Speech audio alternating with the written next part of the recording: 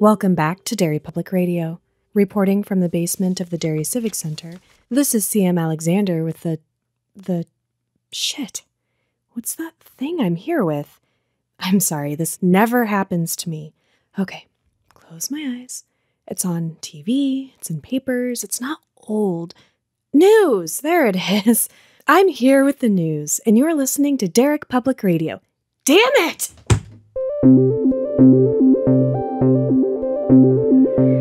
This is Derry Public Radio.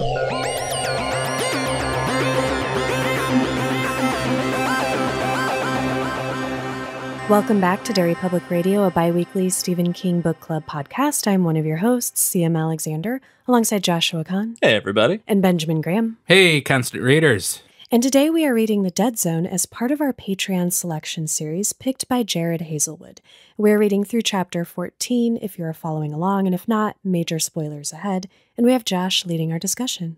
Before we start on the book, I just want to tell you guys, I'm really glad we get to do this podcast together. It's such a good time. Just come here, give me a hug. See, I'm in. Whoa, what stuff? 5 out of 5 blue chambray shirts. Oh my god. Oh my god. That was crazy. Ben, are you okay? Your eyes just went real dark all of a sudden when you hugged CM. I saw through a dark hallway a vision of the future. I don't appreciate it. That's fine.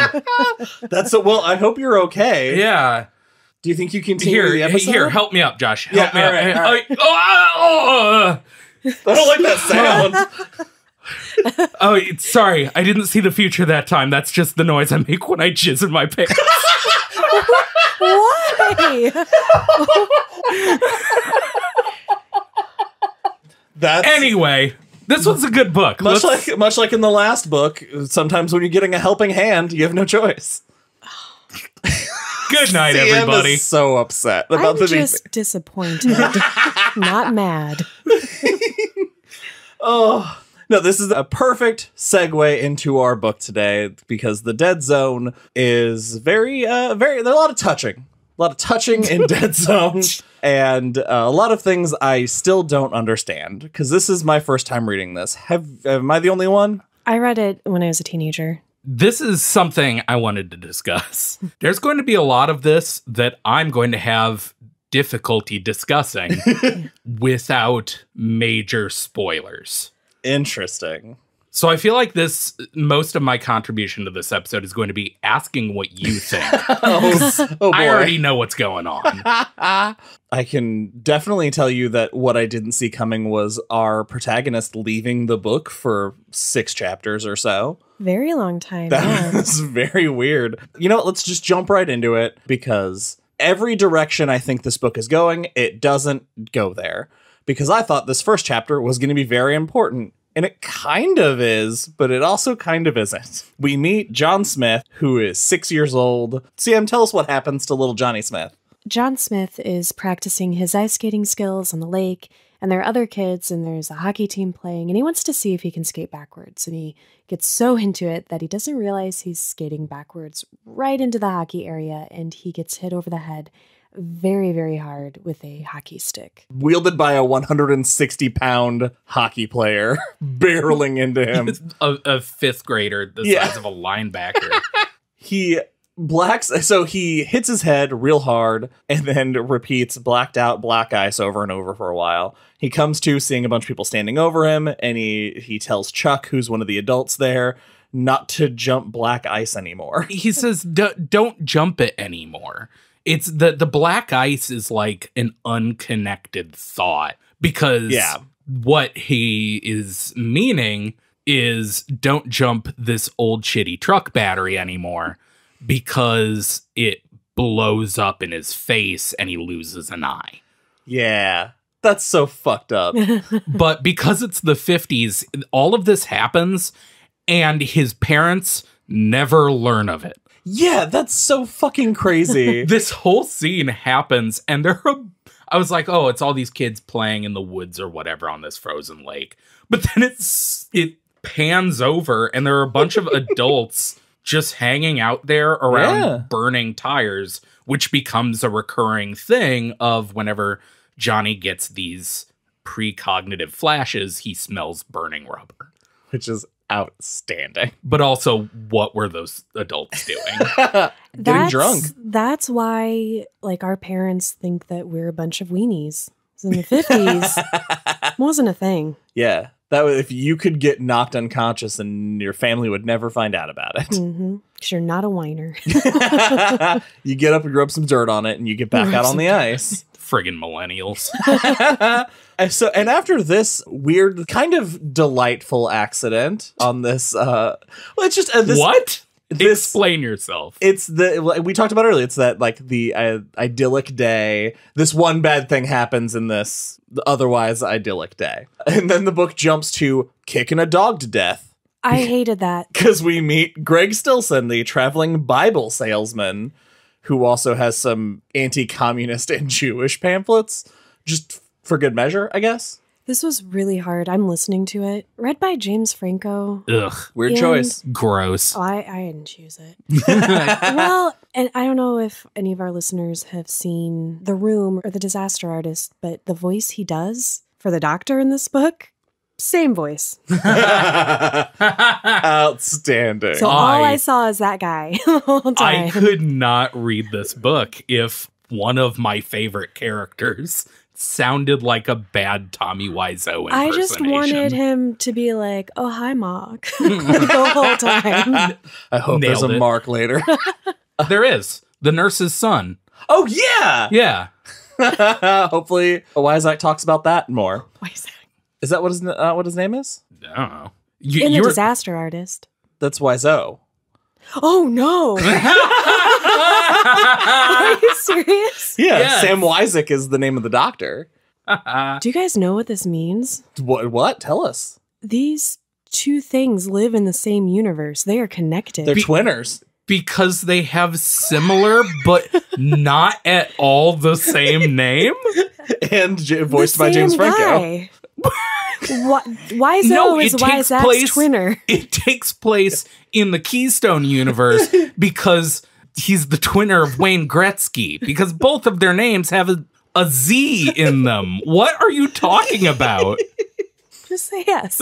Yeah. All right. Yes. Yes, Thank and. Yes. Yes. Okay. And Well, that doesn't. Yes, and that's not. Okay. that's move how on. we improvisers move on. Then we go forward to adult Johnny.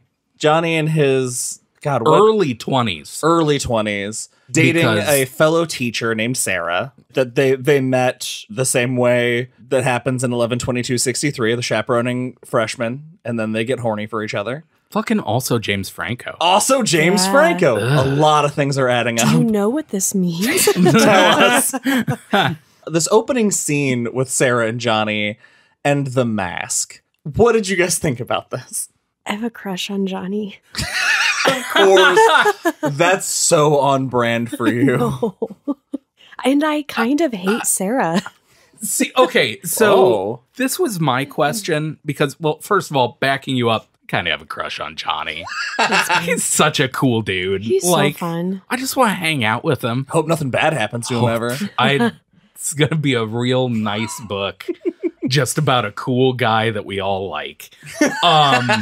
But I was interested because in our group chat, you messaged, and I was, as always, way behind in the reading, like way behind you guys. And you had messaged us, I think I hate Sarah. And I don't, like, I read the entire section that we read today with that in mind, Oh, trying to think, okay, at what point and for what reason does CM hate this character? And I don't know. She gets on my nerves the way Franny does Okay. in the first part of this. Afterwards, after she reconnects with him when he wakes up later, I don't have a problem with her. I sympathize very strongly with her, and I want to go on this journey with her as part of that. But initially, with this whole mindset while they're first starting to date and just her personality, she's very Franny to me. I don't know if I Like, can explain just it in this more first beyond scene, because I totally agree with that. that. Yeah. Uh, And that's when I sent that message. okay.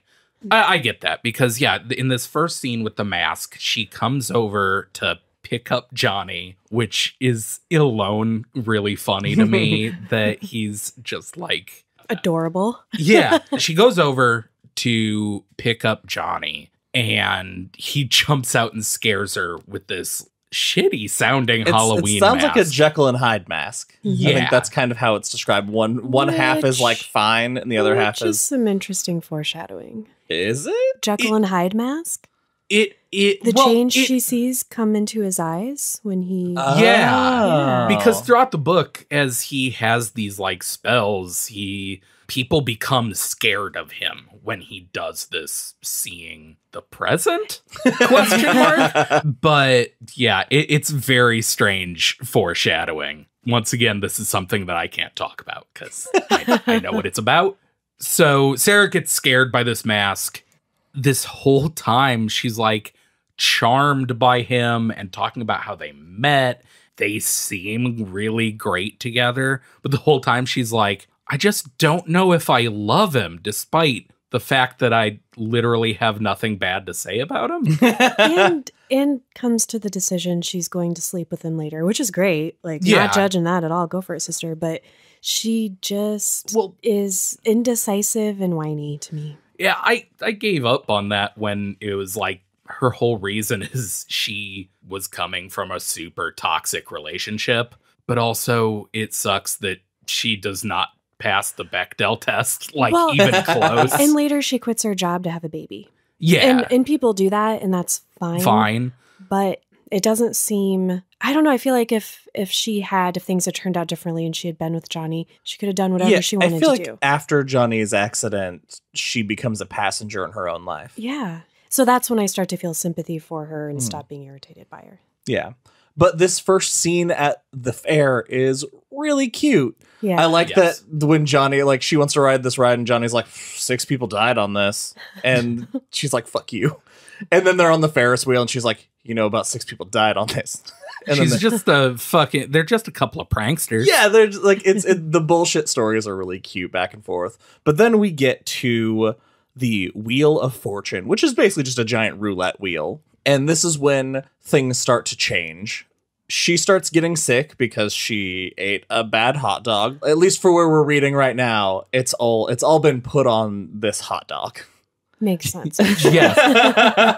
And basically, Johnny just keeps betting winning bets, even to the point where the one time it lands on 00, which is the house when he pulled his chips off for that round, puts them back on, starts drawing a crowd, and he just starts taking this thing for all it's worth, which by the end of it, he walks away with $540, which I had it checked for today's money. That would be $3,686 that he walked away with. Yeah.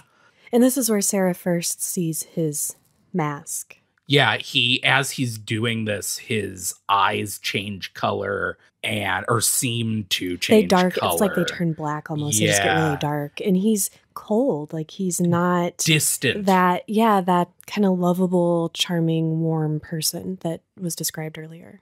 Yeah, she describes it looks like he's looking through the wheel. But the crowd swarms after he lands. He puts it all on 19, walks away with this big prize. Nice. Very subtle, King.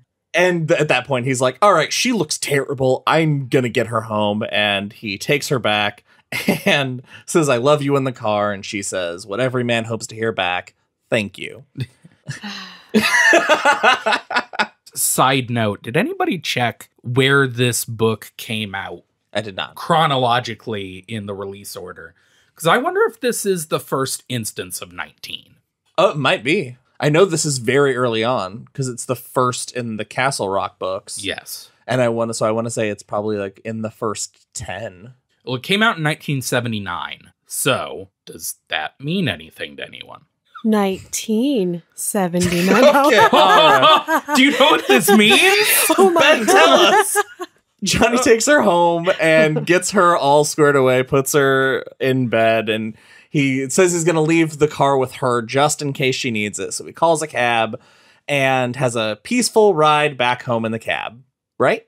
Okay, Yeah. did this Good night, everybody. That's the book. did this also make you guys kind of lament? Yeah, it's just like Johnny thinks later on in the book that if he had stayed another 5 minutes or left 5 minutes earlier, none of this would have happened. It's the whole book is kind of fatalistic, actually, where there's not really much free will in this universe. It's all destiny and fate. I can't help but think, though, kind of going along that and also thinking about the fact that this incident happened at the fairground before his accident, too. Maybe they were never meant to have that. Could be. Of course, King has to punch us in the heart just before he leaves. She says, "I love you." And then the book says it would be 4.5 years before she'd ever talk to Johnny Smith again. And I was like, what the fuck is going on? Johnny gets in the cab, and on his way home, 2 teens are drag racing down the street. The Charger, which is the car that was driving on the wrong side of the road, hits the cab dead on, not even trying to swerve. Johnny goes flying through the windshield about 25 feet, landing in a marsh. And he goes into a coma that he will stay in for the next 4.5 years.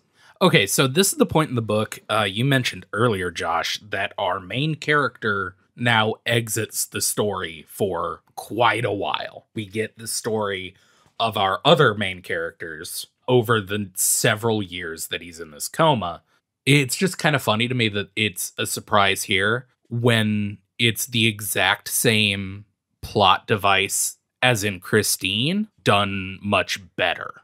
When Dennis is in his football accident, that's the point where we basically switch narrators, and Dennis kind of isn't important or central to the story anymore. It's all outside. We leave Dennis. But in this, even as Johnny lays in a coma, he is still so central to, I would say everything else that happens. But there are a couple chapters that you're like, what? Why is this going on right now? Can't wait to talk about that. Yeah. His story with his parents, who that's my most, I'm very excited to talk about His that. mom. Yes. And Sarah, he's a ghost hanging over all of their lives. Ben, I attribute it working better in the Dead Zone because of the style it's written in, because it's not his point of view that we're suddenly like robbed of and then we come back to. Do you feel like that is the reason, or did you feel like there was something else that it was pulled off better for a different reason? Yeah, no, I think definitely hands down the writing in general is better. And it's a less dumb story. So I think that's the main thing. But yeah, no, it's definitely, it just reminded me of the way he removed Dennis from the story. And when you get back to him, it's like, oh, he's pretty much the same as before. You don't feel how intense the rehab is. You know what I think makes this work better is that Dennis going away is what let all the supernatural crazy shit happen that he had to come back to. With Dead Zone, these people just lived their lives without him.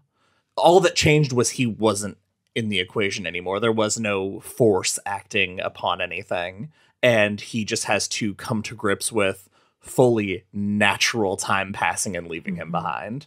And I think that makes his struggle maybe a little more relatable. So in this time, because we spend a lot of time without Johnny, I just kind of want to go through what happens to pretty much all the characters we're about to meet in this span. Starting with our stop in Castle Rock with a man just called the Killer. Ah, man. I can't actually say anything about this chapter, I don't think. All right, then I'll quickly blow through this. This killer is by the bandstand, which I remember when we talked about Needful Things. He said it was very important. He recognizes a girl that he knows from the cafe or some nearby place and is like, hey, come look at this thing. It's super cool. And then he chokes her to death and rapes her. And everyone's like, must have been a drifter. Can't be a local because no one would do that here. And then no consequences happen with that right now. it is in fact not mentioned again. Yeah. For a long time. Is it important that we know he had to wear a clothespin on his penis? No. Okay. But yeah. Okay. So it's a very, what the fuck is the guy's name? Tom Harris? Is that the guy's name that wrote the Hannibal books? Harris, yeah. There's a scene in the book Red Dragon that I think is like the quintessential. You go through the whole book and there's like this serial killer, but then you get one chapter that's basically his origin story, why he's all fucked up. And I feel like that's what that was. This is just a hint this guy's been traumatized his whole life. Yeah. Basically. And now we are too. Yeah. Another question. Is Stephen King okay with his mom? Can we check with him? I think we've asked this question before. I think so. It's just worrying. I think he knows that moms are like the bedrock of the family unit. Yeah. And when a mom is nuts, it is psychological. It feels warfare. like a very primal thing. Yeah. Mm-hmm. Well, it's the person you're instinctually supposed to go to for comfort, and that's the person that is tormenting your life, like Carrie. Mm-hmm. Yep. It's just, where does Vera fall on our scale of bad king moms? Oh, man. Okay, let's jump to Herb and Vera. Let's talk about how adorable Herb is and how insane Vera is. This is what I like about this book and this storyline in particular is you say Herb's adorable, he is, but no one comes out clean here. True. Like, these characters feel so real, even Sarah, whose entire identity is based off of who she is dating and or married to, whatever. But like their parents, they both have some real ups and downs. Yeah. His mother is a crazy fundamentalist who believes that God is hiding in the mantle of the earth underneath the South Pole. She was a bit fanatic before this accident traumatized her, and then these people started grifting her in her grief, and they almost lost everything. She was giving money to people. She joined 2 doomsday cults. As they are also trying to pay for Johnny's medical bills because he's still alive. He's just in a coma. So they can't afford for her to be falling into these traps. She's a sympathetic Margaret White. She is. Which is why the dad doesn't get off scot-free, because he frequently tells random people how much he hates his wife. Yeah. Just anyone that'll sit still long enough for him to be sad at. No, you still feel his love for her because he's with her the whole way. He is by her side and he's like, I still love her and I know she's crazy, but we're just going to get through this. And I think because she ends up dying later, she never gets to the point where we can totally hate her either.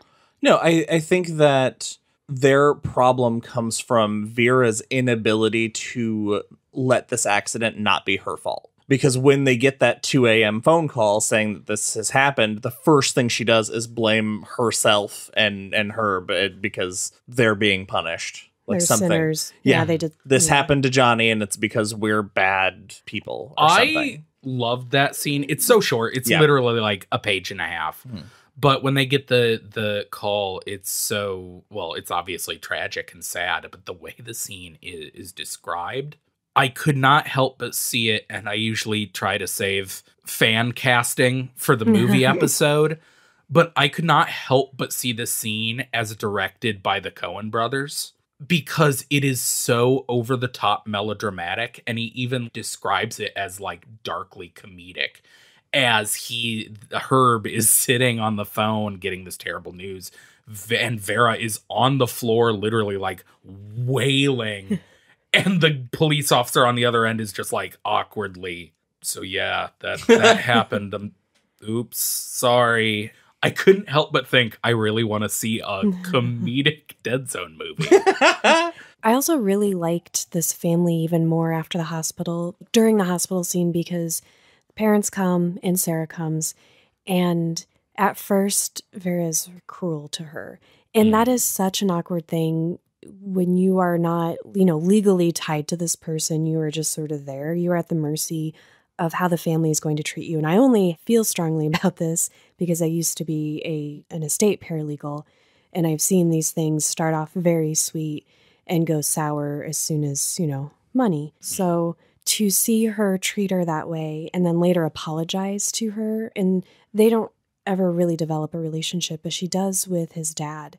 And it's very nice. He even goes to her wedding. Yeah, I thought that was pretty great. Mm-hmm. So I appreciated that we had that because it was true to her character. Mm-hmm. But then she did apologize and like, I'm sorry if I was harsh with you, I'm upset. It humanizes Vera. So, which is why I think I'm fascinated by this character. Of everything in this book, weirdly, Johnny's mom is something that stuck in my memory really hard. I don't know. Interesting. Yeah, it's I'm. She warns him, and she's right. Mm-hmm.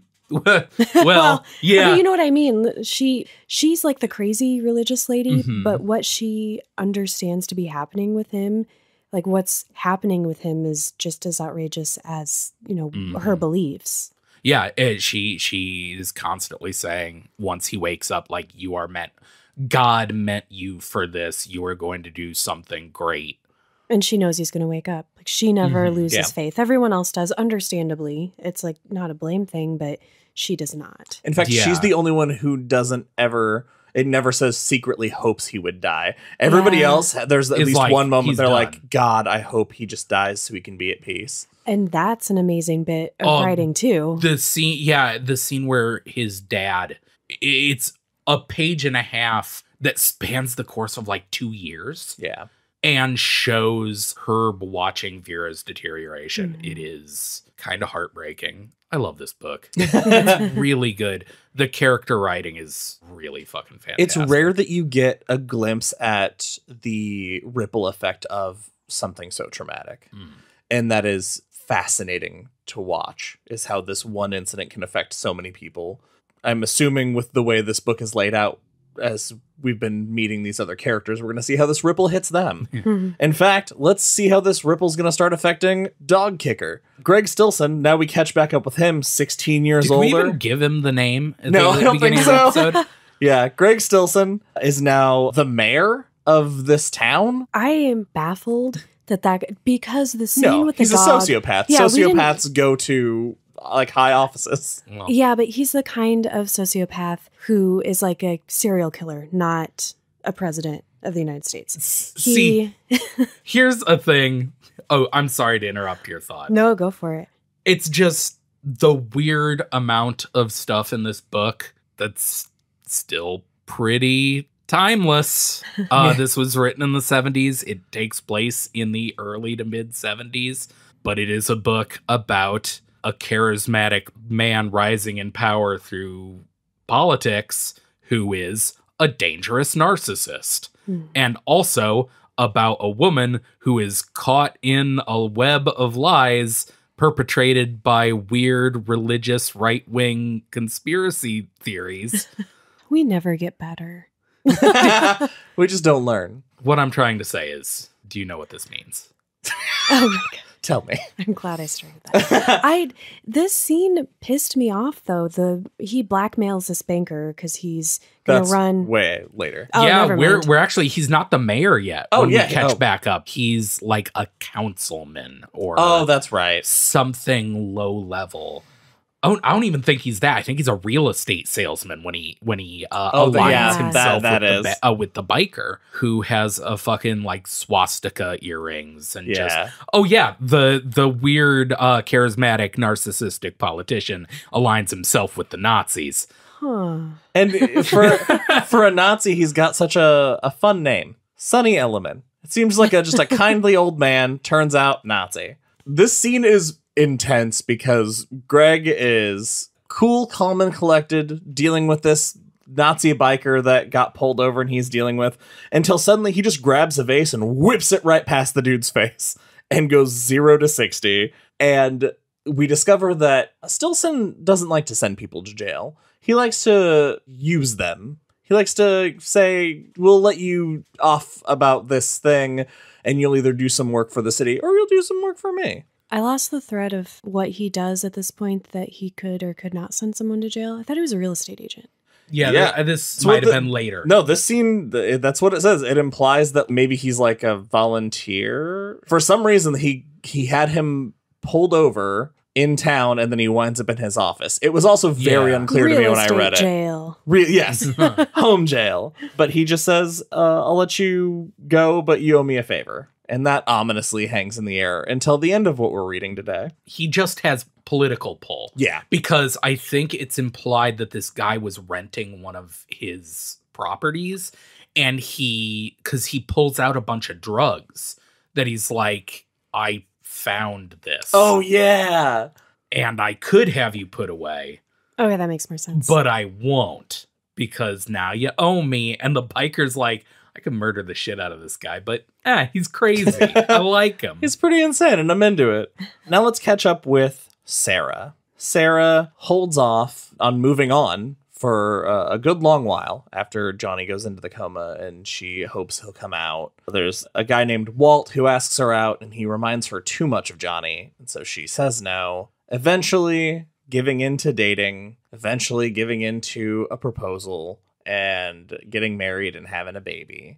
So now she is Sarah Hazlitt. She has a kid named Denny, like that kid from The Room.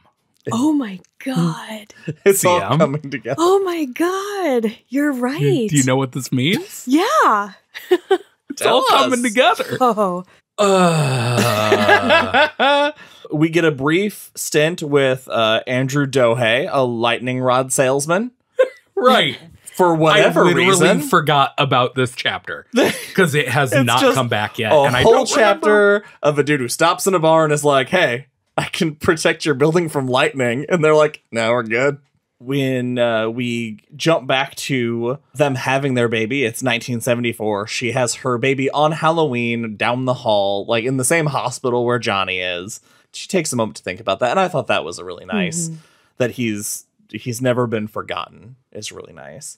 We also, in this same time period, find two kids who are having a snowball fight and find a dead body. The body of 17-year-old Carol Dunbarger, the fourth victim of the Castle Rock Strangler. So we went from, I'm presuming that was the first victim that we saw earlier. Yeah, in the gazebo or whatever. And so now we're up to 4, so they're killing one a year, I guess. Well, I think they said that like the last victim was 2 years prior. Oh, okay. And so everyone thought it was over. And then we get one of those like mid-chapter breaks, and it's like, it wasn't. And then the chapter ends. I hate the chapter structure of this book so much. I like the small chapters inside bigger chapters. I don't like it. Very confusing when you're listening to it and you know you have to go through chapter 14. Does it not? And there's 152 chapters. Jesus Christ. But now we get back to Johnny, finally, because Johnny talks. He says something kind of in his sleep, and a nurse notices that he's stretching out.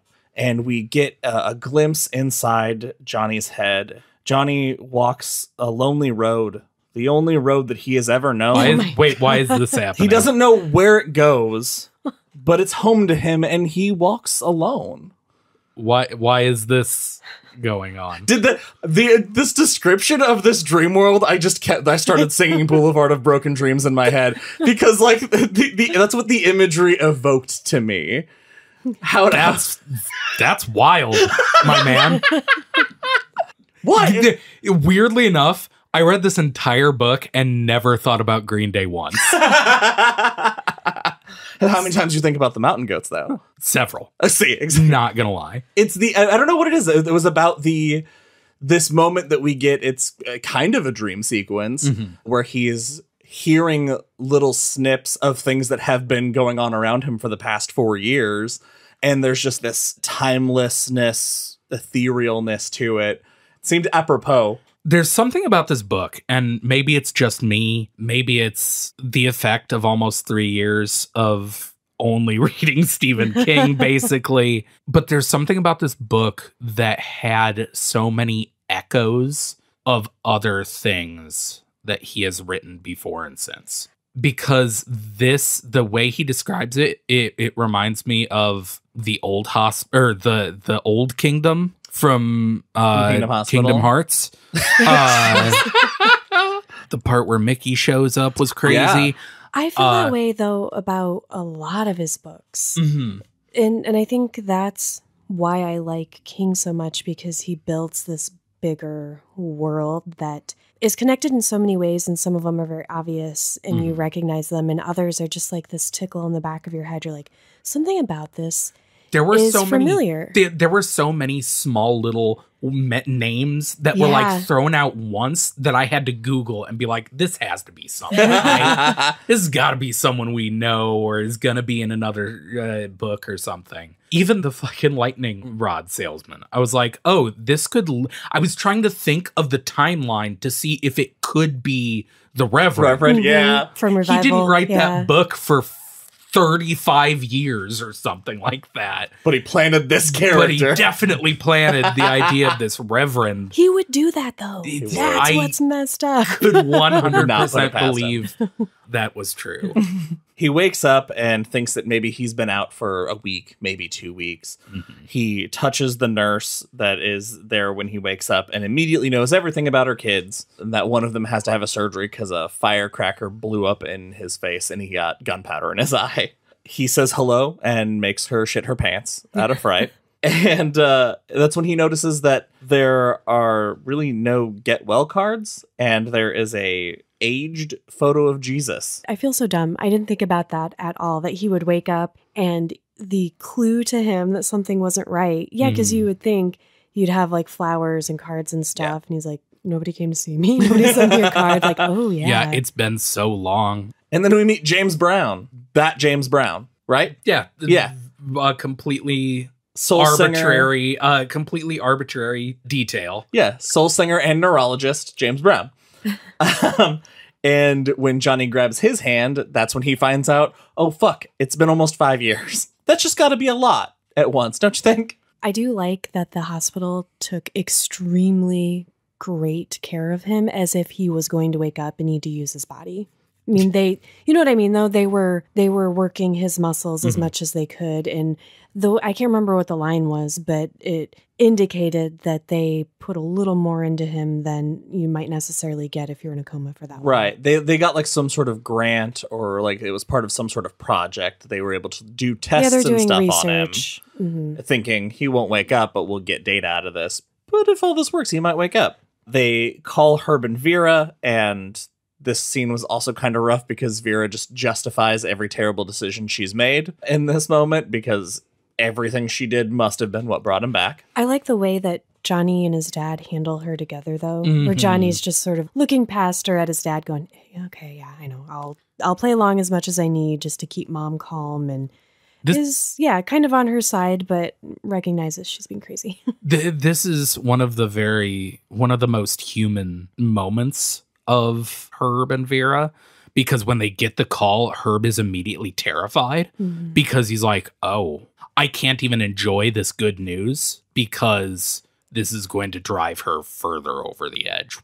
Which it does. And it's insane that for things to be so bad that is the immediate concern he has. That's so sad. And he has to take her aside and be like, listen, when we get to the hospital, you're going to shut the hell up about God and you're just going to be his mom. And it's such an intense scene. And it's like hard to read because he's being so, stern or whatever. But also it's so understandable that he's been suffering this for 4.5 years. By himself. There's a line that he says that I thought was really, really summed up this moment when they're talking in the room. And he looks at his mom and he says, there was more mother than madness in her eyes. Because it's after they hug and he gives her the cryptic, let them give you medicine, and like gives her that little fortune reading. She kind of softens a little and he can see the struggle in her. And that's what kind of makes him be a little more patient, I think. He also finds out here that Sarah is married, and that's a real bummer. You fall in love. For the first time. And then you fall into a coma, and then you wake up and she's married and has a kid. But this is when we meet CM's favorite character, Dr. Wyzek. Tommy Wiseau. Dr. Tommy. Dr. Tommy Wiseau. Sam Wyzek. I fucking love this guy. This old man with, seemed like Doc Brown from Back to the Future. He's got long black hair. It is so ruined for me so hard. I can't. Is that the movie? No, I think that's Tommy Wiseau. Oh, and the disaster artist. I mean, it's James Franco and it's Tommy Wiseau, and I'm just so messed up about it. I just pictured of him as like kind of middle-aged. Me too. It said he had like wild white hair, so I imagined him. Oh, I didn't remember it being white. I imagined it because when Johnny wakes up and finds out it has been this long, he wails in misery, "I'm 27?" I'm like, fuck you. But yeah, so I just kind of imagine this guy being in his like maybe 40s. They're running EEGs and stuff on him, trying to map out his brain to see what has changed. And that's when we find out that he can't see a picnic table. The dead zone. Sorry. Which is not like... It's so cool. I wondered where the name Dead Zone came from. So see him talk about the Dead Zone. They're mapping it out to see if there are any areas of his brain that are damaged. And so they're giving him these basic tests and he's naming things. And Josh, as you said, he sees a picnic table. He's like, I know what it is. And I cannot recover that word. I cannot tell you what it is. And he coins his own cool term. He's like, it's in the dead zone. They say, imagine a tire, or what is it? A tire leaning up underneath a stop sign. And he imagines a car wash or something. And he's like, well, shit. It's a really cool way to, once again, show something very scary. Well, and I think we can all relate to that because that's happened to us before. Not to that extreme level, but have you ever forgotten a word? Yeah. Or something? And you're like, I once couldn't remember cookie jar. I called it a cookie keeper. Yeah. Yeah. It was in the dead zone. Jar was in your dead zone. I do like that a lot. What I was going to say is all the things they say that they speculate that all the things that are in his dead zone are all car related. They say that it's a set. It's during the press conference, I believe. What about the picnic table? You drive to picnics. Yeah, that's a good point. Yeah, the picnic table doesn't work. But Picnic table's part of a new set. He says something, he's like, that there's a set and they're all car related. And I'm like, oh, I guess he got in a car accident and it deleted all car things. Deleted all car trauma. Because later on, it keeps happening when he sees the house, or when he sees the doctor's mother, he can't see the street address. It's on the street? I guess. I kind of hated this part. This is my least favorite part of everything we've read, is this next scene with Wyzik. So Johnny touches his hand and then he's like, give me your wallet. And then he's like, all right. And he holds his wallet and then he pulls out a picture of his mom. And then he holds the picture of Wyzik's mom, then sees her entire life flash before him, except for things that are in the dead zone. And just over and over, the boy is safe. Just keeps coming through this psychic read of a photo. And he comes out of it and he tells Wyzik, your mom's alive. She didn't die. She just got amnesia. And then she got her memory back, mostly, but the trauma of losing you blocked. She's not allowed. Yeah, but she's in California. She still has dreams about you. You can look into this and you will find her. Did you think it was interesting that when he finds her, he doesn't tell her who he is? I thought that was great. He just he does call, he hears her voice, and then hangs up, pretty much. Like, that's the right thing to do, I think. He's thought she was dead this whole... She's thought he was... They both thought that each other was dead. So it's better they both be dead to each other? Yes. No. Well, it brings about the like question that this book, I feel, is bringing up is this power of Johnny's a blessing or a curse? Because it seems every time he uses it, there's some amount of bad luck it brings. From the very beginning, when he wins all the money, he says his mother always said, found money brings bad luck. Later on, when he does his reading at the press conference, spoiler, it kills his mom. In a happy way. What? She's happy about it. Oh, yeah, she does love it. I don't know. We don't have to spend any time on this. I just think being reunited with your mother after a tragedy like that and you were separated, I think that could have been a beautiful story. Okay, let me tear this happy moment down. I don't want you to.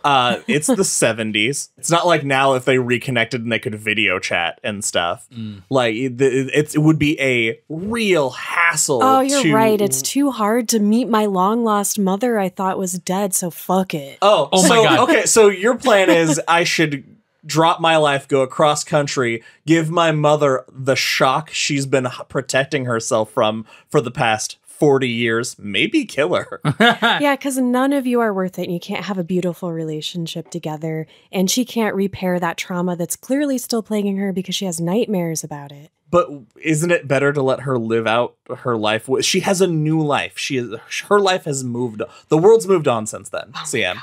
Listen, There's room for both. you both make excellent points, but I did just remember something I meant to say a half an hour ago. What is it? And that is the way that this book shows that 4.5 years have passed is hysterical. Why? What do you mean? Okay, so when Johnny wakes up and he finds out that 4.5 years have passed, it has went from the early 70s to the slightly later early 70s. The first thing that he sees that freaks him out is a pen. I A see flare pen. I see new pens all the time. It never freaks me out. I had to Google what the fuck a flare pen was. And it is just so funny, the like 70s landmarks that he uses to show the passage of time. It would be like if this book was set in the 90s, it would be like, oh, when I passed out, no one had a computer. And when I woke up, everyone had the internet. It's crazy. But this is, when I went to sleep, the biggest jump in technology was I can use the phone to call across the country now. It was a corded phone, now it's cordless. Yeah. And it's just really funny that King in the late 70s was like, how do I get people to get that time has passed? I know. They invented that pen that is now ubiquitous in 1979. I guess. Do you ever have a favorite pen? Well, of course. Maybe that was his, King's. That's what really marked that time in his life. Yeah, it would make sense. The Dark Half, he also based pencils, several plot points on his favorite writing utensils. At this point, it becomes kind of a roller coaster for Johnny as now David Bright, a journalist, comes in and tries to do an interview with him. And he's like, hey, you're psychic. And Johnny's like, no, I'm not. And he's like, all right, I'm still going to write a story about you anyway. And then he leaves. A surgeon flies across the country to start the surgeries on him. His rehab is going to be brutal, but he is going to be able to get up and walk and use his whole body again, which is great. Sarah shows up. He's very excited to see her, but also obviously jealous because she's moved on. That wasn't my takeaway. At this point, he's miserable. Yeah, but he is happy to see her. It's bittersweet. Yeah. And he tells her about her missing wedding ring, and she's scared of him again when he does it, because she bends down and kisses him, and he has that moment, and so he tells her what he saw, and she goes home and she finds it, and she's so freaked out that she flushes it down the toilet. It's like, pawn it. Yeah, I love that she didn't want to find it.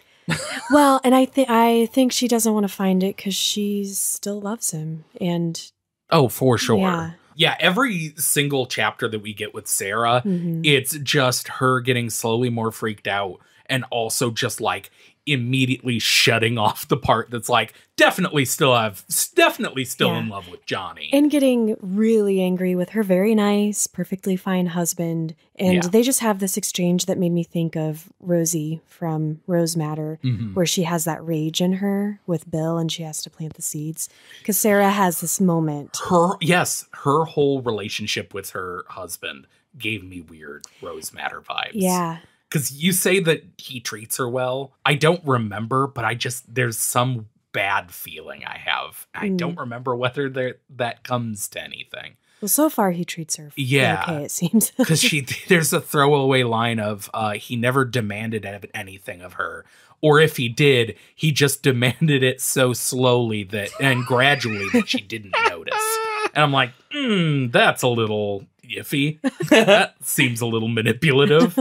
The the current assistant principal from the high school he was working at comes in, offers him a job. So he's getting back through the physical therapy. Now he's going to be getting a job. He's slowly getting ready to leave this hospital someday. And it is this day he is in physical therapy and knows that his physical therapist's house is on fire because she forgot to turn off the stove. And Wyzak has been warning him because he's had these moments with different people. And he's like, you got to be careful because people are already talking and it's going to get out of hand. And then it does at the press conference. Well, I just like in the whole fire thing, everybody makes it as difficult as possible to check to see if her house is legitimately on fire. It was excruciatingly slow. So he saves her from losing everything. And then, of course, this blows up. And he finds out in the morning there are news crews in the lobby waiting to talk to him. CM, do you want to talk about we've talked around this press conference. Tell us about the press conference. He completely ignores his doctor's advice to just play it cool.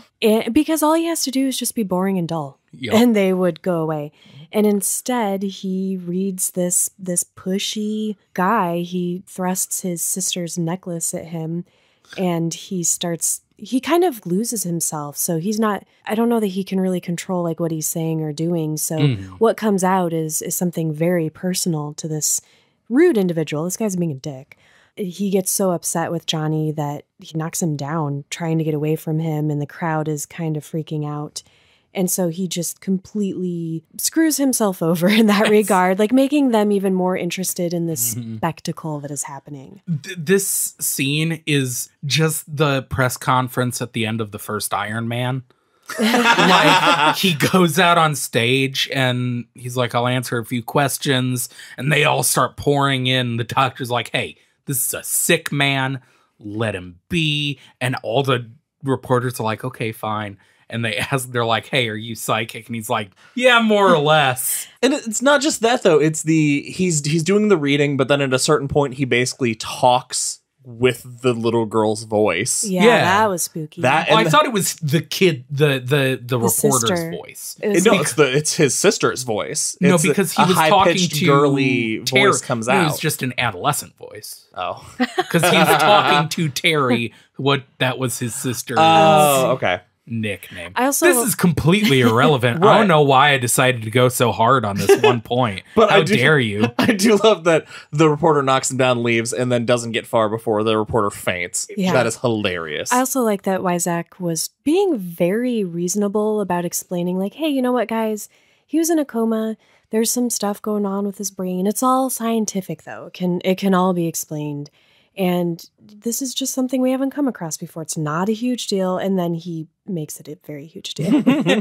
That night, he gets a call sent to his room. His mother, while watching the news report on TV, had a stroke. And so he is bound and determined to leave. Wyzak very kindly is like, don't leave, you idiot. I'm going to drive you. You're not going to get on a bus. And drives him to the hospital where his mother is. And I love this scene between Johnny and Herb outside the room. And Johnny's just blaming himself. This is all my fault. I don't know why this happened. And Herb twists his ear. And he's like, what the fuck? And it's like we find out that this is something he did as a kid. Well, that moment is very reminiscent of the way his mom reacted when he got into the car accident. Mm-hmm.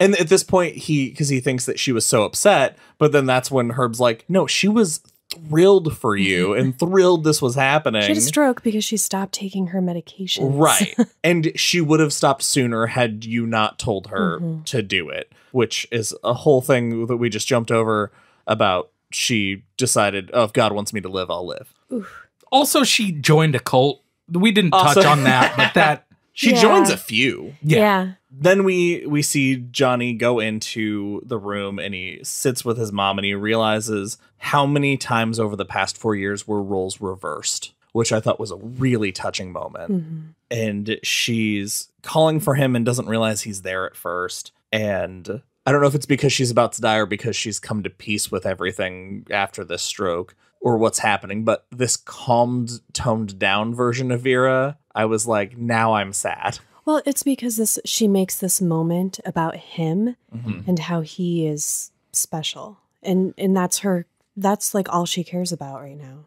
Yeah, and in this moment, she gets to have a peaceful passing because in her eyes, and as far as she knows, everything that she's believed and all the tribulations she's gone through for the past several years have been justified. The last thing, I know. I'm just thinking, what a way to die. Like, you're super wrong, but you think you're right. And that would be great.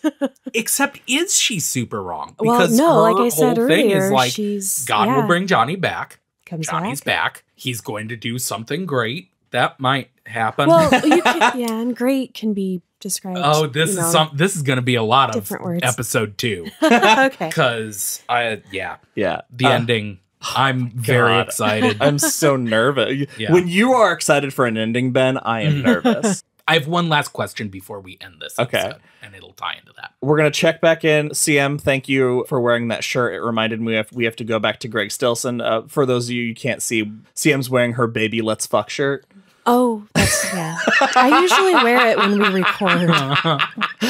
This scene is just insane. Ben, do you want to explain this, talk about this scene with Greg Stilson and the councilman's nephew? Yeah, we come back to Greg Stilson. This is years after the last scene that we've seen him. And at this point, he's taking care of a little chore for this council person. He has this snot-nosed, shitty little rich kid in his office, and this kid is like smirking, knowing that this guy can't do anything. He seems like kind of a joke until Greg Stilson pulls out this shirt that this kid got in trouble for. It's a shirt that says "Baby Let's Fuck."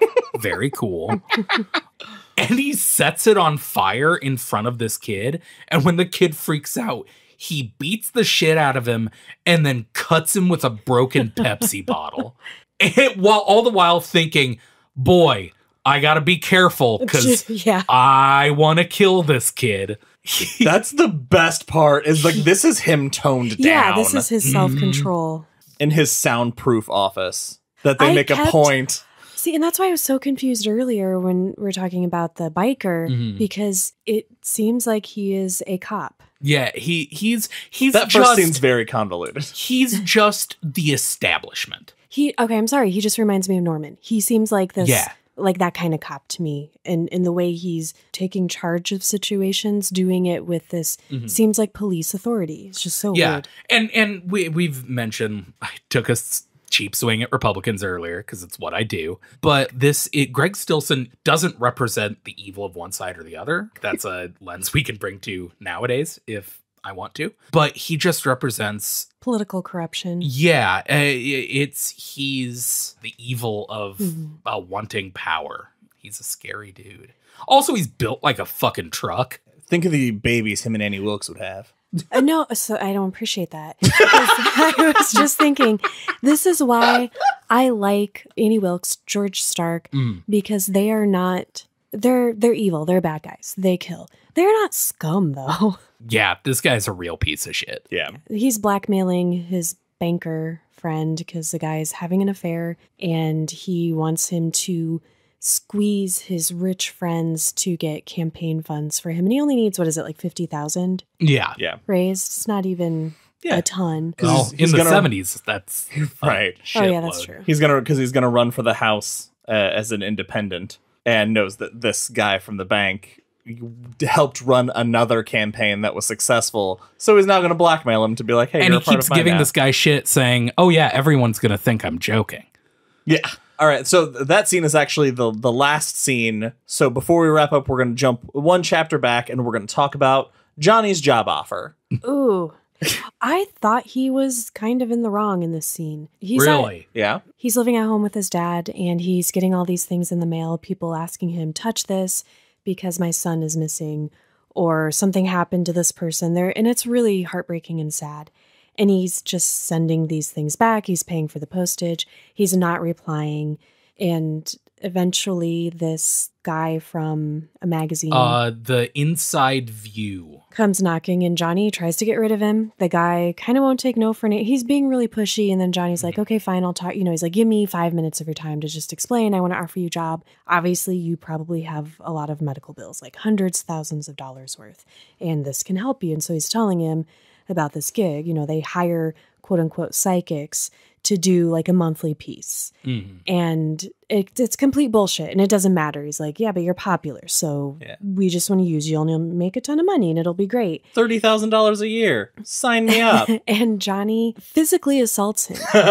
Like, is that great. Okay? You sat and listened. The guy's a creep, but he put his hands on him. Don't put your hands on people unless they ask you to. That's fair. That's definitely fair. I think the thing that really took it over the edge was when he says, people can send you stuff. We'll work it into a contract. You can just keep their stuff. He's not a good guy. He refers to the quote he says when he has him pulled face to face. He says, you're a ghoul, a grave robber of people's dreams, and then throws him down. And that's exactly what he is. That's true, but he could have also said, okay, listen, that's what you asked. No, thank you. And gone inside. He didn't have to physically assault him. It's the mid-70s, and he's not a pussy. As was the culture at the time.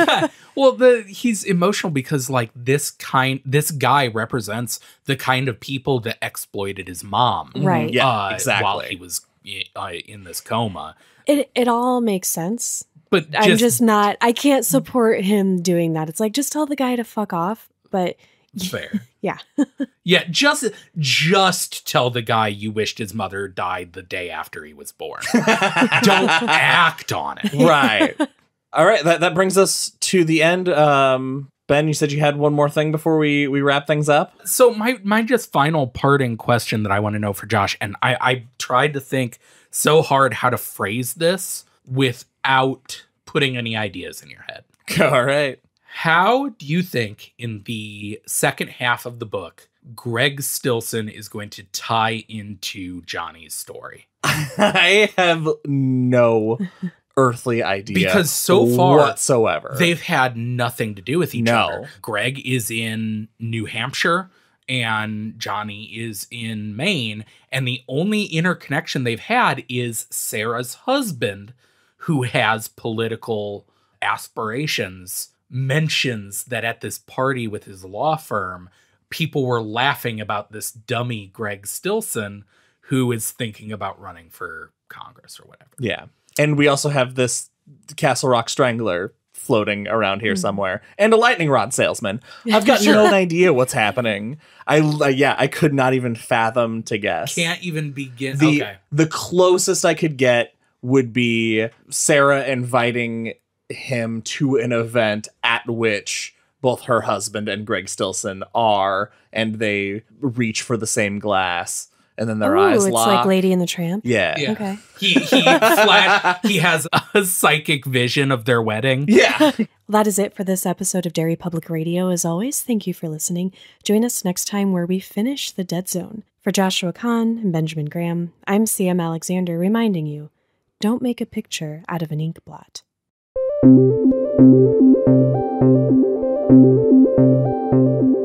Hey everyone, CM Alexander here. Thanks for listening to The Dead Zone Part 1, and thank you to our patron Jared Hazelwood for picking this book as part of our Patreon selection series.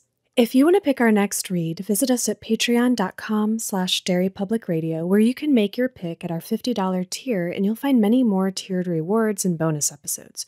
We currently have over 20 bonus episodes that you can't get anywhere else, including our live RPGs, my reading of short stories, discussion of other authors and stories, binaural recordings of our journey through a haunted house, and sometimes we post our episodes early. You can sign up, download all our bonus content, get your tiered rewards, and then cancel the next month and leave us all alone. Which is totally okay, by the way. Our Patreon is for people to show us some love and get a little something extra in return. If showing us love in monetary form isn't for you, please give us a 5-star rating on Apple Podcasts. That is a huge help to us. Or follow us on social media. You can find us on Facebook and Instagram at Derry Public Radio and Twitter at Derry Public. And if you just want to say hi or share your ideas, send us an email at derrypublicradio@gmail.com. And final plug before I get to our outtakes, visit our Etsy store for cool merch, not just our merch, but also Stephen King related stuff. And let us know what you think and if there's other things that you'd like to see on there. Enjoy our outtakes. And today we are reading The Dead Zone through chapter. Wow, this really was through a haze, huh? I realize now you need all that information. And today we are reading through part 1 of The Dead Zone, which is through chapter 14, and this is our Patreon selection series from our awesome Patreon member, Jared Hazelwood. If you are reading along, spoilers. If you're not reading along, spoilers. What is happening? We're fucking on a roll. Can I keep any of that? Yeah, I'm sure. We're just gonna roll with it. I'm sure you're fine. And we have Josh leading our discussion. Thank God, because I couldn't do it. Hey, since we're keeping a tight ship today, I'm sorry we made you wait so long. That was it's worth it. Yeah. That's all for now, listeners. Goodbye.